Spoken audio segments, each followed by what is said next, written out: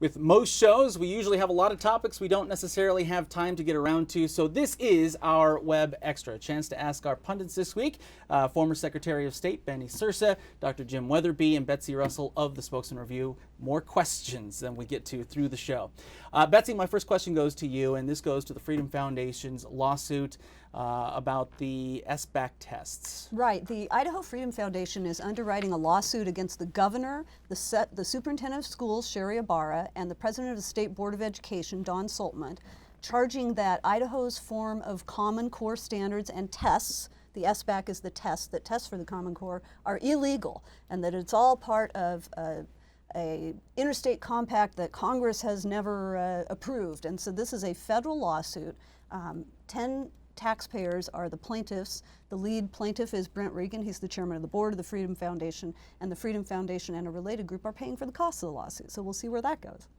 An interesting lawsuit brought by a conservative group charging that Idaho didn't get federal approval for their programs, which is interesting in itself. Though I think it's probably born out of frustration in that the Common Core has not been an issue in the last couple of legislative sessions, and much discussed during the primary, and this is the opportunity to vent with this. That's a good point. I mean, a lot of the biggest critics of Common Core over the years, their biggest concern has been that it somehow will be federal overreach into Idaho education. And so the movement to create the standards was very carefully crafted as a multi-state consortium, not a federally overseen thing. Now we come to this issue. Of course, it hasn't always been popular. I mean, a lot of parents who have students in school right now taking some of these tests, that's not always a popular thing, the changes that are happening for them. It does seem, though, that the really strident concern about these standards has died down somewhat as they've become more a part of the everyday reality in Idaho's classrooms. And so this lawsuit is trying to ratchet it back up. But now, people on both sides have problems with the amount of time that is focused on taking these exams.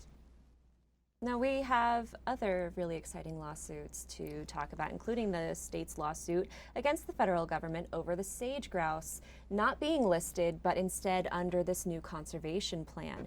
Has Idaho always been embroiled in all of these lawsuits? Because it seems like an awful lot lately have been making headlines. I don't know if you want to weigh in on this. Well, being a member of the land board for years, we would get involved, but it seems the last few years, every time you turn around and you're going to have a lawsuit over something, be it the sage grouse, what was the other one, the snail.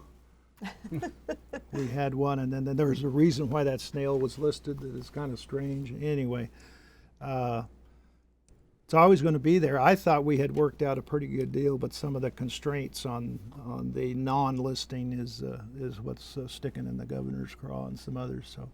Jim, of course, the state has not always wanted or hasn't wanted a listing of the sage grouse because it would bring in a whole new set of rules that folks who use public lands would have to adhere to. But on the other hand, they're against this new working plan. Do you see this ending well for Idaho?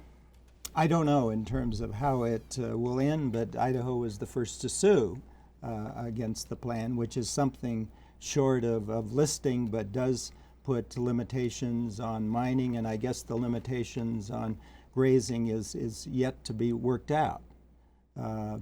The Secretary of Interior did work with the governors of Montana and Wyoming and some other states, but apparently, according to Idaho, ignored the plans that Idaho had submitted. No, Betsy, is there a chance that the federal government, as retribution or whatever, however you want to read it, will just end up listing the bird? I think that's been the concern all along. I think that Idaho very clearly did not want a listing, and so in some ways, Idaho won in this decision in that there was no listing. What the feds really stressed when they announced their decision not to list the sage grouse was the collaborative effort that went into coming up with plans to avoid the need for a listing. And that's also the approach that Idaho has been taking the last few years. So even though there's a lawsuit, even though there's concern about the plans, what Idaho wanted was no listing. That's what happened. All sides are talking about collaboration. I think there's a potential for a good outcome here where all sides come together. It's just hard to know. The critics, Representative Bishop, chair of the Natural Resources Committee, said this is not listing, but the restrictions are close to having the effect of listing. I might point out, Melissa, that Secretary Jewell said that the sage grouse is an amazing scrappy bird. which seems to be counter to some of the information you put out about the sage grouse. The information I've put out about the sage grouse is contrary to that, Secretary Jewell. So they are not amazing, scrappy birds. They're stupid. That is not political. It's just based on my own experience with the birds. No, Fact. fact. One more lawsuit, because I just love talking litigation. Public defense reform. The ACLU of Idaho sued the state over its over public defense in Idaho not being uniform, not being properly funded, attorneys not having proper resources. Is there a way that can the legislature get its act together and address this before the courts do? Well, it's been trying to for years. I mean, it was very clear that this lawsuit was coming, that there were substantial problems with our public defense system. That was recognized by all sides, by our judiciary, by our legislature. There have been, commissions and task forces put together, but the legislature has not enacted anything, and they've spent several years not enacting anything. And so I think it's looking kind of grim right now. Yeah. They established a commission that has no teeth, that can make recommendations, but no one has to follow them. There are no consequence for doing that. It's a county-run system. Some of the counties are up to their levy limits. The increased costs are up to 20 and 30%. So it is a crisis we're looking at, and it is an issue that the courts probably will have to address in lieu of the legislature not moving. Betsy, is this a case of government moving slowly, or is this a case of government not wanting to take any steps forward? I sat through a few of the interim committee meetings, the legislative group. I know that there are many parties very, very committed to making this work and finding a solution. But it seemed to me that there was a real reluctance on the part of the legislature to impose requirements and to spend money. And those are the things that have to happen. And what's your take? I'm curious how you Well, see this. Over the years, and there have been Justice Burdick, other people have made quite an effort to get down to the basics. And like most things in state government, it always gets down to the money. The money and your priorities. I mean, that's what the whole session's about most of the time. And here we are again. You got to get hit over the head by some federal order or whatever to do it, then we'll end up doing it. But this constant inaction, becomes the norm. And I think we're going to end up with a different type of system. I think it's going to take a long time, and I don't know. Again, I don't have any idea where the funding's coming from, if there's going to be a super levy. We've got other things about, somebody mentioned Medicaid expansion the other day again for some reason. And anyway, again, how do we balance our priorities? What are our priorities of where we put our money? Jim, Ben talked about funding, money. And when we talk about this, it seems to me anyway that if you're going to have better public defense, you're going to have to hire more lawyers in which to handle these cases. So it's going to cost some money. Is there a case to be made that the legislature just doesn't have the money available to be able to fund this type of overhaul of the legal system? Or is that even a good defense at all? Well, the money isn't available at this time. I believe Dan Chadwick, Executive Director of the Idaho Association of Counties, laid out a number of solutions at the last meeting, and one of them was to raise the cap on the levies. Is that a solution? Perhaps it is, but property taxpayers are already being hit by all the supplemental levies because the legislature hasn't restored education fundings back pre-recession days. It's a question of where the money will come from, how important it is in terms of having trained attorneys, and who is being served here. And at this point, we're finding out that the indigent clients of these public defenders are not being well served.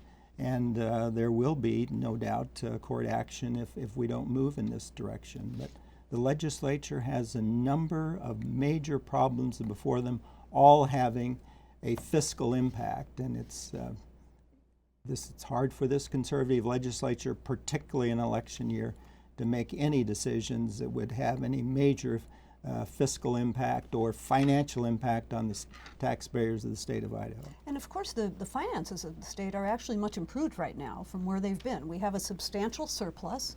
The question is, again, priorities. This year's budget surplus is already spent. The legislature passed a surplus eliminator bill, and they said, if we have a surplus, half of it's going to go into our state savings account, and the other half is going to go to roads. And we'll do that for 2 years. So any surplus we generate, we have now spent in advance on those two things. We do have many, many pressing needs with big price tags. One of them's the fire season. Yeah. The legislators thought big. They set aside $27 million towards the cost of this year's fire season, but it's going to cost more than $50 million. And that's just one of many things. What about tax reform? That could have a financial impact. There are many things out there, and it's the job of the legislature to weigh those priorities, figure out how to spend the money. And with the announcement of the surplus comes one legislator, and I suspect others are thinking, 2016 is election year, and there's interest in providing yet another tax cut. So, and that was my question for you, was with all of these priorities and all of them having a fiscal impact, is tax relief still going to be at the top of the list during Governor Otter's State of the State?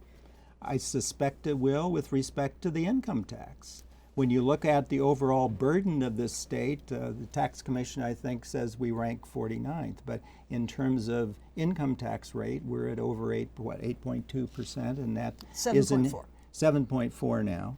But that is significantly higher than our neighboring states when we're talking about competitiveness in economic development efforts. Ben, do you have any insight? Well, the Representative Moyle had a bill that brought it down here just recently.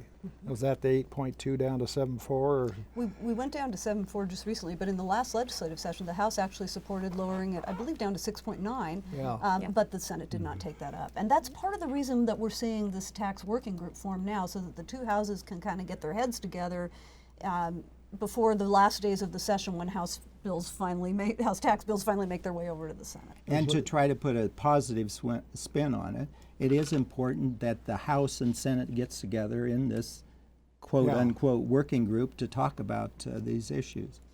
But what we never see, we see the rhetoric on, and I don't want to pay any more income taxes either, but to pay your income tax, it's going to have this direct effect on bringing in more jobs and whatever. Do we ever see anybody analyze that direct effect? This 0.8% reduction in tax, or whatever we did a few years ago, you hear all the rhetoric that's going to bring in new jobs, better jobs, whatever, new industries. Do we ever see the follow-up of that? He says, oh, really? We did this and nothing happened. Well, it's true. I mean, I think positive things have happened, but can we tie that in to the income tax? So their argument would hold a lot more water to me if it showed positive results by these lowering of the taxes. And some of the proposals being debated now to try to lower that top rate would be revenue neutral, would actually not collect more money or less money overall. They wouldn't be a tax cut. They would be a tax change. So people at the top would pay substantially less. People in the middle might pay a little bit more. People at the bottom might pay the same amount. Is that the right thing to do? How important is it for our top rate to be lowered? I mean, these are some of the questions that legislators are looking at now. There's been the ongoing debate in tax policy discussions and economic development efforts as to what do people focus on? Do they focus on the tax rate?